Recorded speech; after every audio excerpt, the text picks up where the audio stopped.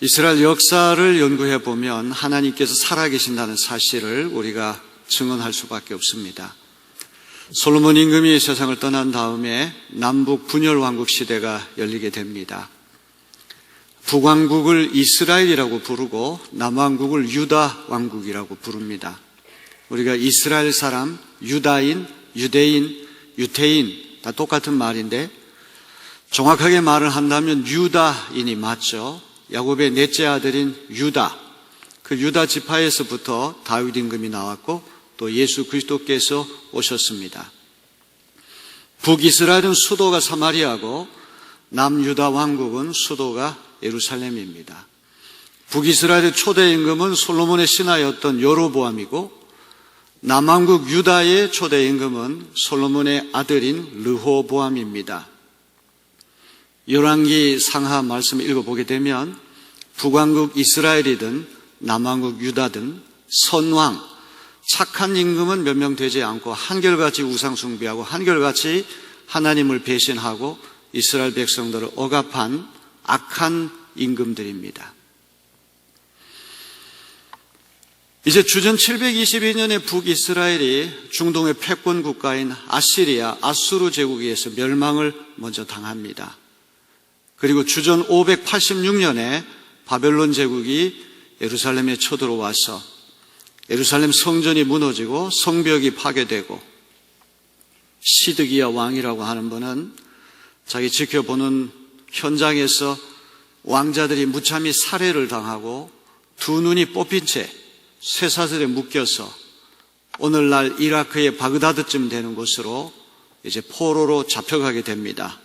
그 유명한 바벨론 포수 시대에 한 70년 정도 지나니까 이제 페르시아라고 하는 파사, 이제 바벨론 제국이 망하고 페르시아 제국이 새로운 중동의 패권 국가가 됐습니다. 이제 이 포로들이 본격적으로 예루살렘에 돌아오게 됩니다. 장장 100년 역사 동안에 이스라엘은 역사책에도 사라지고 지도책에도 흔적도 없이 사라졌는데 하나님은 느헤미야라고 하는 아주 출중한 평신도 지도자, 정치인을 통해서 무너진 성벽을 52일 만에 다시 증축하고 예루살렘에 새로운 시민들을 배치하여 끊어진 민족사의 맥이 이어지게 됩니다. 예수님 오시기 한 450년, 500년 전에 또 주 70년경에 로마 군단 병력이 예루살렘에 쳐들어와서 예루살렘 제2성전이 괴멸됐습니다. 성전이 무너진 것은 건물이 무너진 것이 아니라 국혼, 나라의 민족 혼이 무너지게 된 것입니다. 이때부터 본격적인 디아스포라, 유대인들이 전 세계 어느 곳이든지 유랑민족이 돼서 2000년 동안 영토 없이 주권 없이 그렇게 방황하는 민족이 되었다가 2000년 만에 팔레스타인 땅에 새로운 이스라엘을 건설하게 된 것입니다.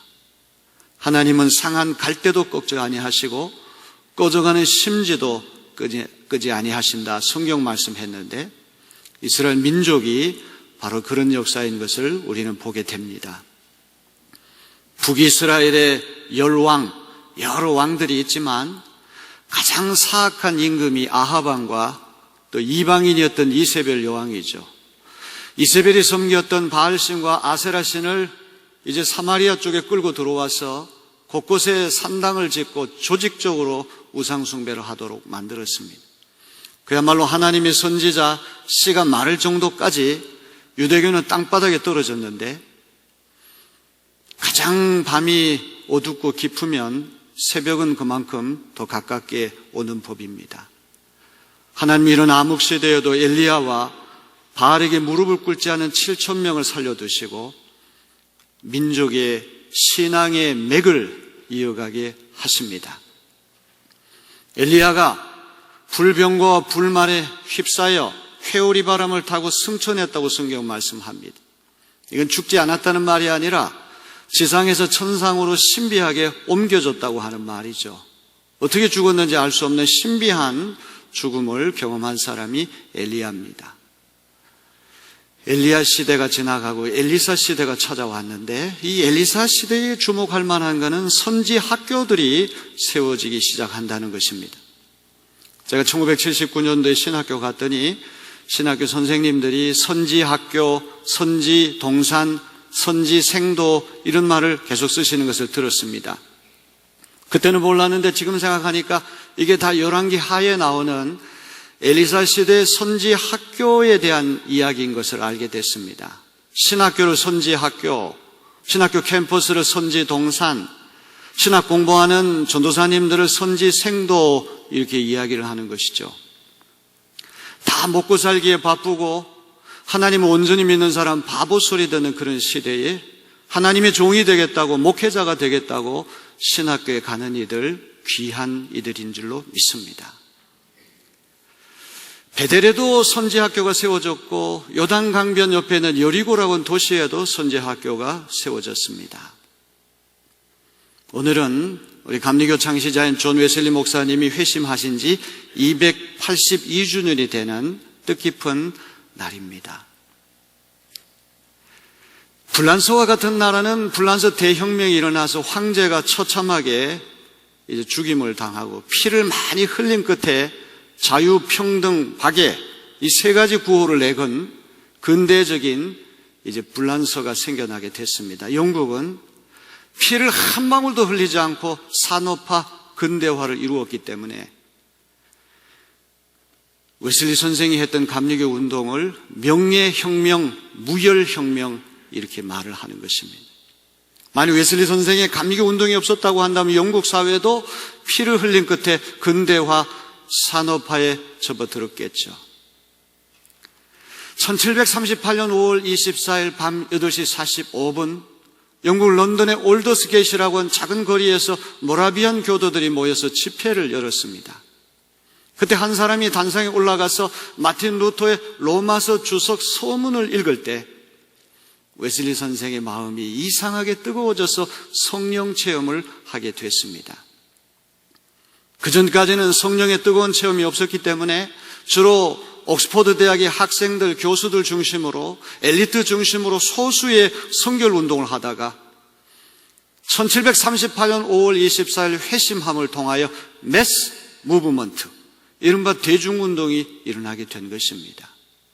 성령이 웨슬리 선생을 사로잡으니까 3,000명, 4,000명, 5,000명, 6,000명, 수만 명이 웨슬리 선생의 말씀을 듣고 변화되고 회심되고 그들이 성화가 되니까 영국 사회는 피를 한 방울도 흘리지 않고 산업화, 근대화에 접어들게 된 것이죠. 우리 교회는 정치인도 길러내야 되고 경제인도 길러내야 되고 예술인도 길러내야 되고 교육자도 길러내야 되고 이 나라 전 세계를 위해서 공헌할 수 있는 훌륭한 일꾼들을 많이 길러내야 되겠지만 훌륭한 목회자도 길러내는 사명이 우리에게 있음을 믿으시길 바랍니다. 마틴 루터 한 사람이 변화되니까 그 마틴 루터가 실질적인 독일의 아버지가 아닙니까? 구라파 역사가 변화가 된 것이죠. 존 웨슬리 선생 한 분이 변화가 되니까 영국은 물론이고 오늘까지 8천만 명이나 되는 엄청난 사람들이 웨슬리 정신을 이어받고 있습니다. 이렇게 엘리사 시대에 선지 학교가 생겨나고 특별히 여리고에 있는 선지 학교는 생도들이, 신학생들이 물밀듯이 밀려오게 됐습니다. 여러분, 참된 선지자가 된다는 것은 가시밭길입니다. 고난의 길입니다. 대형 교회를 이렇게 목회하면서 존경받고 떵떵거리면서 목회하는 목사님이 몇 분이나 되겠습니까? 목회의 길은 가시밭길이죠. 많은 어려움이 있습니다. 제가 1983년도에 신학교 졸업하고 전도사로 첫 번째 교회를 갔는데 생활비를 8만 원을 받았습니다. 1년 후에 결혼해서 두 식구가 8만 원을 가지고 그 먼 곳에서부터 서울까지 대학원 공부도 했습니다. 지금 하라 그러면 도저히 할 수가 없었을 것입니다. 여러분, 어려운 시기에 주님의 종이 되겠다고 신학교 가는 이들을 우리는 격려하고 그들을 위해서 기도 많이 해야 할 줄로 믿습니다. 여리고에 있는 신학교가 이렇게 점점 늘어난 이유는 엘리사 선지자 때문에 그런 것이죠. 워낙 훌륭한 인물이고 대단한 스승이 있다는 소문을 듣고 북이스라엘 전역에서 귀한 선생님 지도를 받겠다고 몰려든 거예요. 좋은 학교는 좋은 선생님이 계시는 것이 좋은 학교인 줄로 믿습니다. 우리말에 사람이 이제 말을 낳으면 제주도로 보내고 사람을 낳으면 서울로 보내라고 한 이유는 무엇입니까? 시골에 있으면 좋은 선생님 만나는 것이 그만큼 어렵다는 것이죠. 서울에는 인구 밀도가 높으니까 훨씬 더 훌륭한 선생님이 많기 때문에 교육을 잘 시키려면 좋은 선생님 만나라고 하는 이야기예요. 저도 시골에서 고등학교까지 졸업했는데 물론 훌륭한 선생님이 드문드문 계시긴 하지만 역시 시골은 한계가 있다는 말이죠. 여리고에 있는 이 선지 학교가 점점점 늘어난 이유는 엘리사 선지자가 워낙 훌륭한 분이니까 그분한테 지도받겠다고 오는 신학생들이 늘어나게 된 것입니다. 아마 그 시대는 학교 건물에서 공부도 하고 또 잠도 자고 그 건물 안에서 숙식과 공부를 다 병행해서 했던 것 같습니다. 학교 건물은 비좁은데 협소한데 학생들이 점점 늘어나니까 이 선지 생도들이 연합해가지고 건물을 신축하기로 결심을 했습니다. 오늘 봉독한 열왕기하 6장 말씀 읽어보게 되면 이 선지 생도들이 교장 선생님 엘리사에게 이렇게 우리 거처할 곳이 비좁기 때문에 건물을 새로 지어야 되겠습니다. 그랬더니 그렇게 하라. 기꺼이 허락을 하는 거예요. 가난한 신학생들이 무슨 돈이 있겠습니까? 외부에 공사하는 분들을 이렇게 모셔다가 건물 지을 수 없으니까 직영을 하겠다는 거예요. 우리 힘으로 직접 건물을 짓겠다고. 우리 학생들 한 사람 한 사람이 요단 강변에 있는 나무를 베어다가 건축을 하면 될 것 같습니다. 그렇게 하라. 그런데 이 엘리사 선지자, 이 교장 선생님에게 선지 생도들이 뭐라고 얘기를 합니까? 우리 교장 선생님도 현장에, 벌목하는 현장에 같이 가시면 어떻겠습니까? 제안을 해요. 옛말에 스승의 그림자도 밟지 않는다는 말이 있는데 엘리사처럼 고명하고 권위가 있는 스승 앞에 감히 공사 현장에 같이 가자 이런 얘기하기 참 어렵겠죠. 저는 이 말씀 읽으면서 신학교 선생, 신학교 교장 이런 분들은 선지 생도 신학생들에게 공부만 머리로 하는 것만 가르치는 것이 온 삶을 다 보여줘야 되는구나. 공사하는 현장까지 직접 따라가서 우리 제자들이 어떻게 하는가를 한번 지켜보자. 스승과 제자 사이가 아주 막역한 관계였다는 것이죠. 서로 따로 노는 관계가 아니라 벽이 없는 관계가 됐다는 걸 보여주는 거예요. 제자들도 그 말 하기 어려웠을 테고 또 할 일이 많은데 내가 공사 현장까지 갈 필요가 있게 너희들끼리 하라 이게 아니라 교장 선생님이 신학생들을 데리고 요단 강변에 직접 갔다는 이야기. 신학교 선지 동산 선지 학교에서 머리로만 가르치는 것이 아니라 삶 전체를 통해서 가르쳐야 된다. 저도 감신 가서 그런 선생님들을 몇 분 만났습니다. 강의 시간이 그냥 지식을 전달한 시간이 아니라 부흥회입니다. 키엘 케고르라고 한 사람이 그런 말을 했어요. 우리 시대에 필요한 것은 천재들이 아니다. 순교자가 필요하다. 우리 시대는 천재는 넘쳐나는데 그리스도 예수를 위해 목숨을 걸 수 있는 순교자들이 필요하다.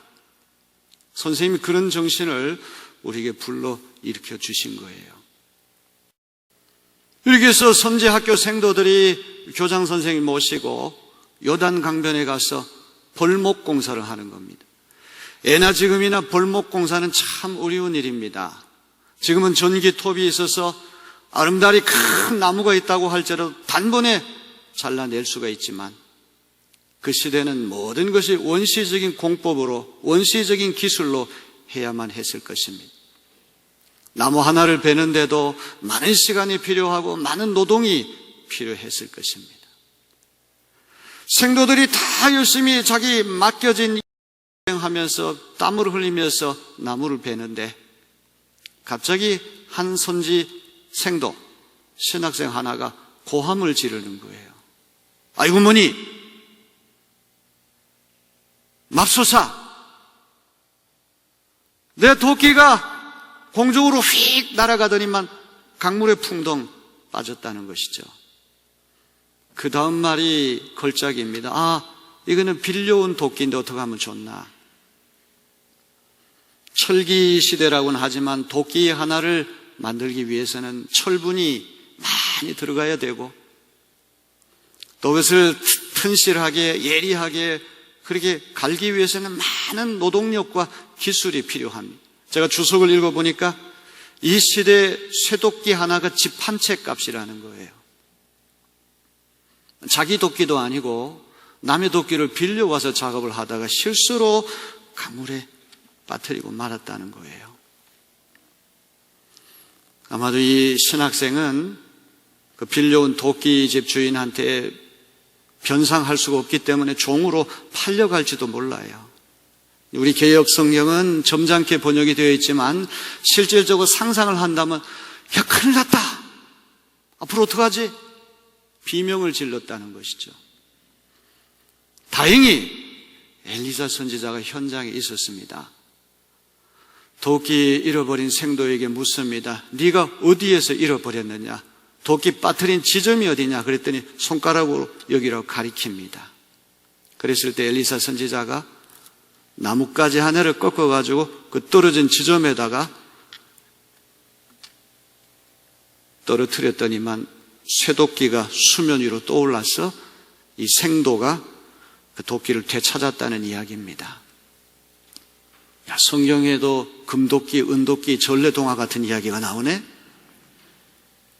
도대체 이 이야기가 하필이면 이 선지 생도들 또 선지학교 신학생들, 신학교장 선생하고 얽힌 이야기인데 사실 제가 이 말씀을 연구하면서 이건 신학교에 가서 할 설교다. 하지만 역시 우리 교인들에게도 필요한 말씀이 여기 분명히 들어가 있는 줄로 믿습니다. 여러분, 쇠도끼는 무겁습니다. 쇠로 된 것이니까 도끼는 또 얼마나 무겁습니까? 강물에 빠지면 참 밑바닥까지 떨어져가지고 그거는 어떤 방법으로도 수면 위로 떠오를 수가 없는 거예요. 식물이죠. 가벼운 것입니다. 가장 가벼운 나뭇가지 하나를 가지고 가장 무거운 쇠도끼를 끌어올린다니. 선지 생도와 얽힌 이야기가 또 있죠.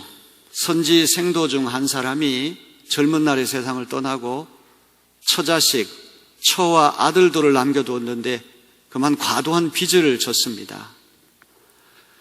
이 전도사님 사모님하고 이 아들 둘이 빚을 갚을 여력이 없으니까 이제 두 아들을 채주에게, 빚쟁이에게 노예로 팔아 넘길 지경까지 갔습니다. 그때 이 선지 생도 부인이 신학교 교장 선생님인 엘리사에게 찾아가서 우리 남편이 신실하고 하나님 경외한 거 잘 아시죠? 이런 어려움에 빠졌으니 어떻게 하면 좋습니까? 아마 엘리사는 말 한마디를 통해서도 놀라운 일을 할 수 있는 그런 분이지만 반드시 소품을 이용합니다. 보조물을 이용합니다. 지금 너가 가지고 있는 게 뭐냐? 우리 집에 올리브 기름 한 병이 전부입니다. 그래? 그럼 지금부터 동네방네 다니면서 빈 그릇을 많이 준비해 와라. 아들 둘이 빈 그릇을 많이 빌려왔습니다. 새 모자가 방에 들어가서 문을 잠그고 그 마지막 남은 올리브 기름 한 병을 빌려온 빈 그릇에 부었더니 가득 찼다는 얘기죠. 빚을 다 갚고 생활할 정도까지 되었다고 성경은 말씀합니다. 여기 쇠도끼가 빠졌을 때에도 말 한마디 하면 솟아날 능력이 있겠지만 엘리사는 그렇게 하지 아니하고 반드시 부족하고 연약하고 아무것도 아니지만 소품, 보조물을 이용해서 하나님 하신 일을 보여주는 거예요. 성경은 자세하게 읽어야 됩니다. 이런 일이 일어날 때마다 성경은 엘리사를 그냥 엘리사 그렇게 말하지 않고 하나님의 사람 소개를 이렇게 해요. 이게 무슨 얘기입니까? 엘리사가 이 일을 하는 것, 자연인, 개인의 힘으로 한 것이 아니라 하나님이 그를 통해서 하셨다는 것이죠. 하나님은 올리브 기름 한 병 빈 그릇이라고 할지라도, 사람이 보내기에는 부족하고 연약하고 아무 것이 아니라고 할지라도 그것이 주님의 손에 사로잡히면 주님이 간섭하시고 역사하십니다. 나뭇가지하고 쇠도끼는 어울리지가 않아요. 나뭇가지는 가장 가벼운 것이고 가장 하찮은 것이고, 쇠도끼는 가장 값비싼 것이고 가장 무거운 것입니다. 감히 나뭇가지를 통해서 쇠도끼를 끌어올린다니, 이거는 과학적으로 이성적으로 맞지가 않는 말이에요. 나뭇가지가 쇠도끼를 끌어올린 게 아닙니다. 상징적인 것이죠. 하나님은 있을 수 없는 일을 통해서 있게 하신다는 말이죠. 가장 연약한 방법을 통해서 하나님 위대한 일을 하시는 하나님이신 줄로 믿습니다. 십자가를 생각해 보시기 바랍니다. 십자가도 나무예요. 잔인한 형틀입니다. 치욕적인, 가장 사람들이 싫어하고 가장 사람들이 수치스럽게 생각하는 형틀이 십자가인데, 하나님은 예수 그리스도의 십자가를 통해서 우리를 구원하시는 하나님이신 줄로 믿습니다. 지혜를 구하는 헬라 사람들에게는 미련하고, 기적을 구하는 유대인들이 보기에는 스캔들, 완전히 걸림돌이 되는 그런 것이지만, 하나님 그런 방법을 통해서 오늘도 역사하신다는 사실을 믿으시길 바랍니다. 오늘날 신학교에 가는 학생들이 세상적인 기준으로 보면은 조금 떨어질 수도 있습니다. 공부도 못하고 여러 가지 자격이 미달되는 것처럼 보일 수도 있지만, 하나님은 오히려 그런 이들을 통하여 하나님 일을 하시기를 꿈꾸시는 하나님이신 줄로 믿습니다. 저 자신만 생각하더라도 시골에서 올라와가지고 서울에서 공부할 때 형편없는 무지렁이고 정말 무식한 촌놈 중에 촌놈인데, 하나님 나뭇가지를 통하여 쇠도끼를 끌어올리듯이 사람 보기에 미련한 방법, 사람 보기에 연약한 방법, 사람 보기에 아무것도 아닌 방법을 통하여 하나님 놀라운 일을 이루시는 줄로 믿습니다. 여러분이 신학생은 도끼질을 할 때 자기 도끼가 아닙니다. 남에게 빌려온 도끼입니다. 값비싼 도끼입니다. 집 한 채 값이나 되는 엄청나게 비싼 도끼이기 때문에 조심조심 해야 됩니다.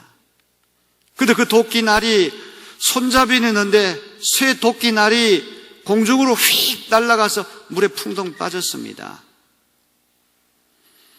도끼날이 없는 손잡이, 그 아무리 휘둘러봤자 아무런 것도 일어나지가 않는 것이죠.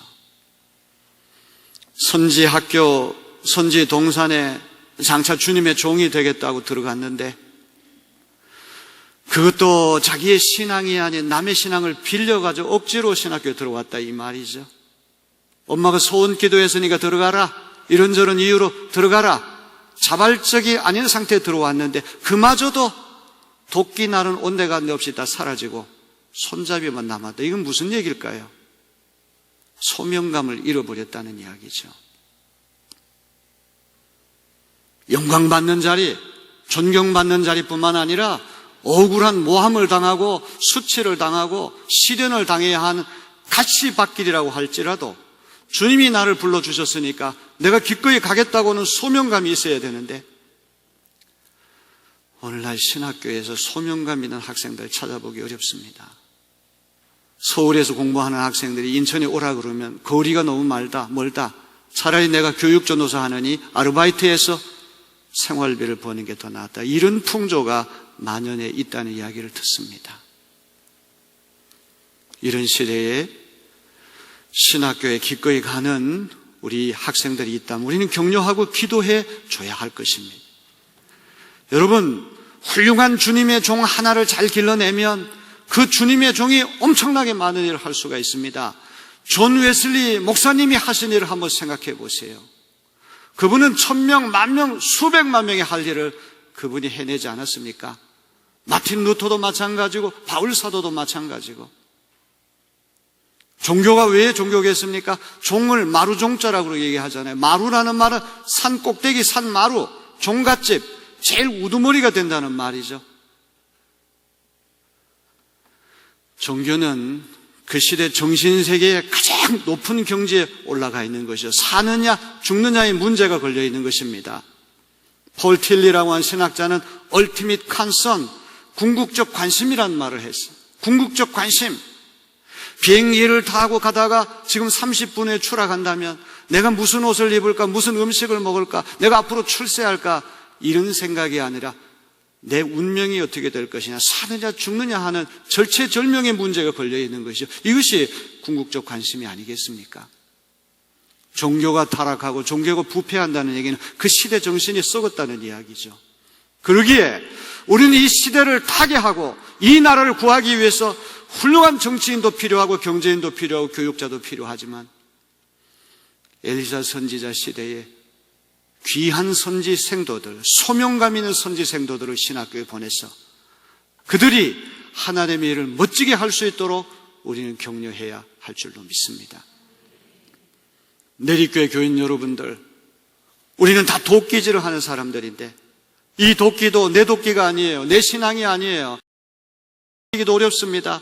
권사님 덕분에, 장로님 덕분에, 누구누구 덕분에 남의 눈치나 보면서 우리가 간신히 빌려온 도끼를 가지고 하나님 일을 하는데 이마저도 우리가 강물에 빠뜨렸습니다. 손잡이만 가지고 무슨 소용이 있겠습니까?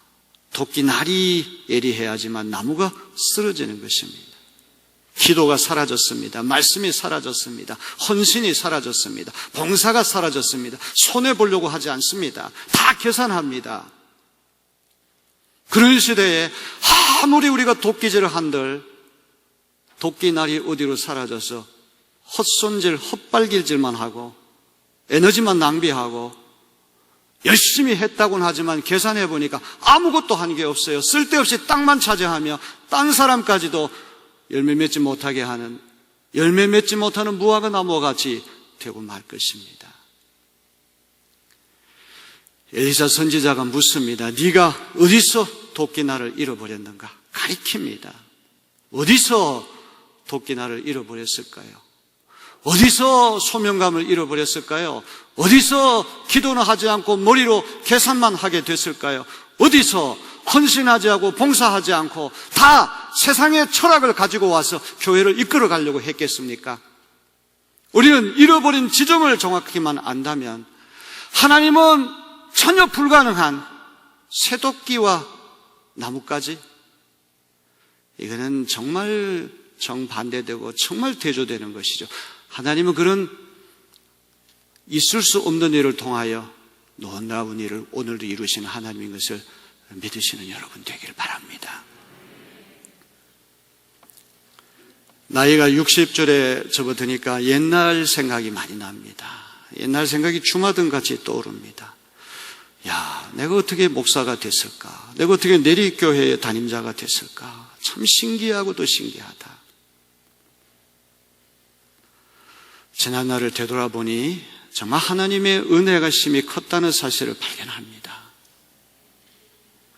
초심을 잃지 말아야 되겠구나. 내가 미국에 건너갔을 때의 그 마음, 교회 개척했던 그 마음, 고생고생해서 공부했던 그 마음, 어디에서부터 도끼날을 잃어버렸습니까?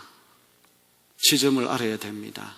그러면 주님은 우리 남은 것이 부족해도, 연약해도, 사람 보기에 아무 것이 아니라고 할지라도 그것을 통해서 하나님은 회복시켜 주시고 새롭게 해 주실 줄로 믿습니다.